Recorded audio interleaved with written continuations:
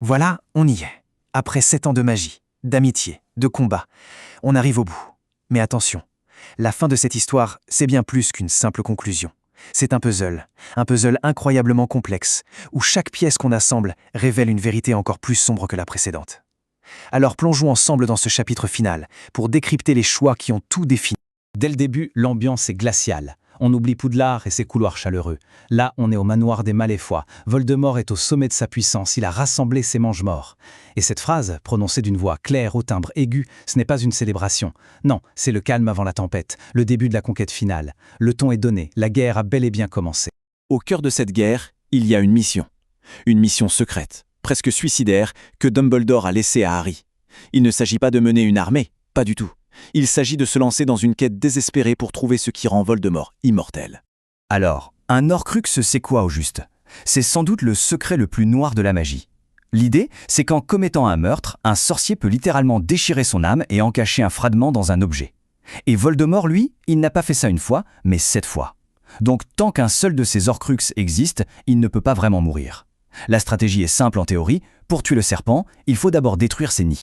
Bon, où est-ce qu'on en est dans cette chasse? 2 Horcrux, c'est fait, ils sont détruits. Mais il en reste 4 autres, quelque part dans la nature, cachés et sûrement protégés par une magie terrifiante. Et puis, il y a ce fameux point d'interrogation, le tout dernier fragment d'âme. Personne ne sait ce que c'est, ni où il se trouve. Et c'est cet inconnu qui pèse sur toute la mission. En même temps que Harry, Ron et Hermione se lancent dans cette traque mortelle, une autre quête commence pour Harry. Une quête beaucoup plus personnelle et franchement déstabilisante. Il ne s'agit plus de chasser Voldemort, mais de comprendre qui était vraiment l'homme qui lui a confié cette mission, Albus Dumbledore. Et voilà ce qui met le feu aux poudres. Un livre à scandale, écrit par la journaliste la plus venimeuse du monde des sorciers, Rita Skeeter. Elle prétend révéler la vérité sur Dumbledore, une vérité qui est à des années-lumière de l'image du vieux sage bienveillant. Skeeter le dit elle-même, les gens faisaient la queue pour trémer Dumbledore dans la boue. Ça donne une idée.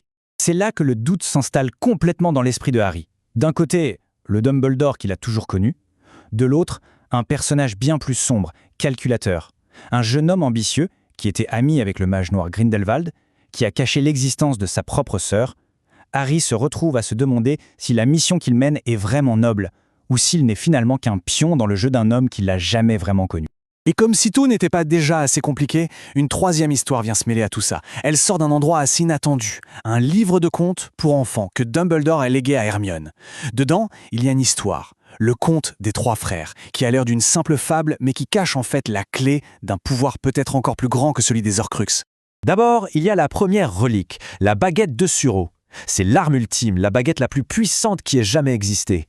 Son histoire est littéralement écrite dans le sang de tous ceux qui ont voulu la posséder. Elle représente la quête du pouvoir absolu, une quête que Voldemort bien sûr poursuit avec une obsession totale. La deuxième relique, c'est la pierre de résurrection. Elle promet de ramener les êtres chers qu'on a perdus. Pour un orphelin comme Harry, c'est une promesse incroyablement tentante. Sauf que c'est un cadeau empoisonné. Les morts reviennent, oui, mais ils sont froids, tristes, comme s'il y avait un voile entre les 2 mondes. Elle représente ce désir tragique de vouloir vaincre le deuil. Et enfin, la 3e relique, la cape d'invisibilité. Ce qui est fou, c'est que Harry la possède depuis sa toute première année à Poudlard, sans savoir ce qu'elle était vraiment. Contrairement aux 2 autres qui cherchent à dominer la mort, la cape, elle, permet de s'en cacher, de l'éviter. Elle symbolise une forme de sagesse, d'humilité face à la mortalité. On se retrouve donc avec 3 chemins qui se dessinent. La chasse aux Horcrux pour rendre Voldemort à nouveau mortel, la quête des secrets de Dumbledore qui sème le doute partout, et cette légende des reliques de la mort qui propose une toute autre vision du pouvoir. La grande question c'est, comment est-ce que ces 3 histoires vont bien pouvoir s'emboîter pour n'en former qu'une seule? Arrivons maintenant au moment où toutes les pièces du puzzle se mettent en place. La bataille de Poudlard fait rage, c'est le chaos. Et au milieu de tout ça, Harry comprend enfin la terrible vérité. La vérité que Dumbledore lui a cachée et qui relie les Horcrux, son propre destin et l'idée d'un sacrifice ultime. On se souvient du fameux point d'interrogation sur la liste? Le dernier Horcrux, celui que personne n'arrivait à identifier. Eh bien, la révélation est brutale. Ce n'était pas un objet caché au fond d'une grotte ou dans un coffre. C'était quelqu'un de bien plus proche qu'on ne l'aurait imaginé. C'est Harry, oui, Harry lui-même. La nuit où Voldemort a essayé de le tuer quand il était bébé, un fragment de son âme s'est accroché à la seule chose vivante dans la pièce. Harry est le 7e Horcrux. Et ça veut dire une chose terrible. Pour que Voldemort puisse mourir, Harry doit mourir aussi. Face à cette vérité, Harry ne s'enfuit pas. Il marche, volontairement, vers la forêt interdite, vers Voldemort, vers sa propre mort. Cette citation, elle dit tout de son état d'esprit. Ce n'est plus une question de survie, c'est une question d'acceptation. C'est le choix le plus courageux de toute sa vie, sans l'ombre d'un doute. Et c'est là que tout bascule. En acceptant la mort, Harry la maîtrise. Il devient le véritable troisième frère du conte. Il ne cherche pas à la dominer avec la baguette, ni à la fuir avec la pierre. Non, il l'accueille, comme une vieille amie. Cet acte de sacrifice volontaire détruit l'Horcrux qui est en lui sans le tuer lui, et en plus, ça crée une protection magique pour tous ceux qui se battent, exactement comme le sacrifice de sa mère l'avait fait des années plus tôt. La guerre est finie, Voldemort est vaincu. Mais la victoire a un goût amer. Le monde des sorciers est sauvé, c'est vrai, mais il est aussi brisé. Et les survivants, eux, doivent apprendre à vivre avec les fantômes de tous ceux qui sont tombés.